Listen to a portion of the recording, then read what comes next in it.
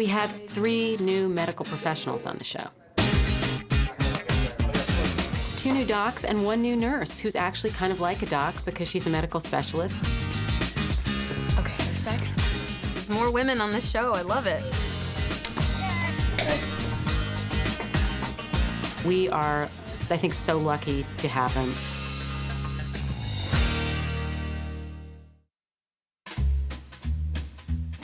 Derek Shepard, you know Erica Hahn. You're the new Brooke.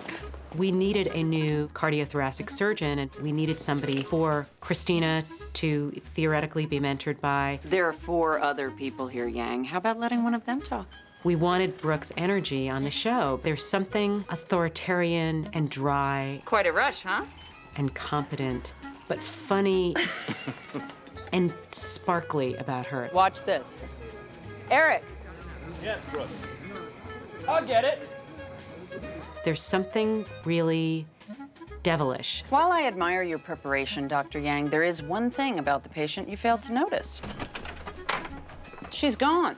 To show up at your first day of work as the head of cardiothoracics in a hospital and do a surgery on a man with no anesthesia. Pretty bold move. What happened?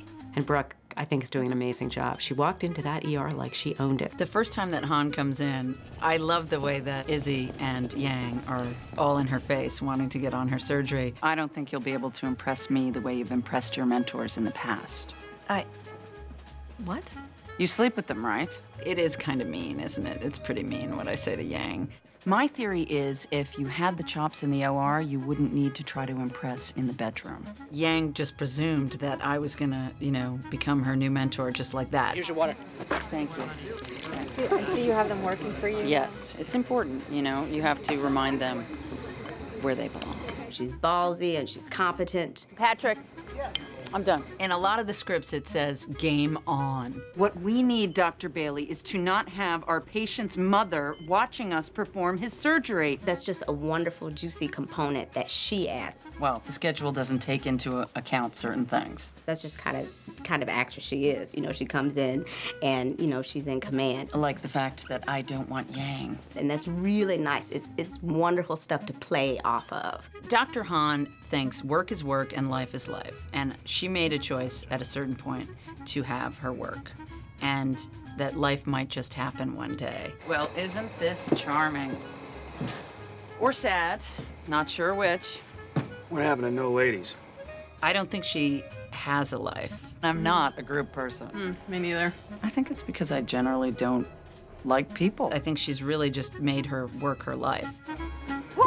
And that's why we hired her. Christina is very eager to work with me. I pulled all the x-rays for tomorrow's scheduled surgeries.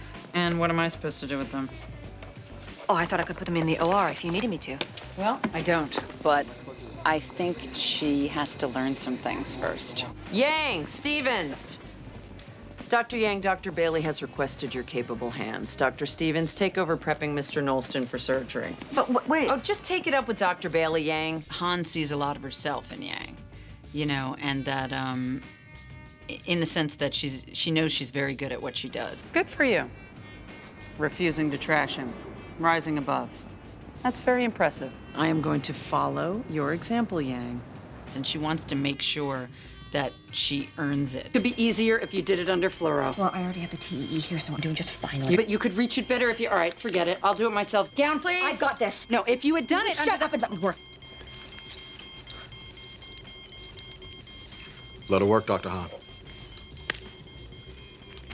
Mandy!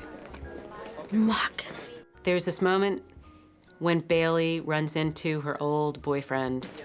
Mandy? Every time her old boyfriend speaks to her, she starts giggling like a schoolgirl and just gets silly as can be. You do have atrial fibrillation. And Erica Hahn actually mocks her in front of people. A treatment plan you could have made yourself, Dr. Bailey, if you weren't acting like such a blithering idiot. I can't. We don't know what... Are you speaking the vagina monologues now? The fact that Addison immediately assumes that Callie and Erica are lovers. There's this great moment where you see it all wash over Callie's face, and from that moment on, it's hard not to share Callie's question. And this complicated relationship she has with the question. She's sort of fearless in terms of their kiss in the elevator.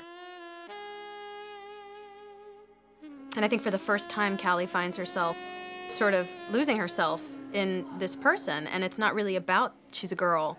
I think it's more about the person, for Callie at least, because she's never had this experience before. Next season, I'm excited to find out what this brings, because ultimately, Callie reciprocates the kiss.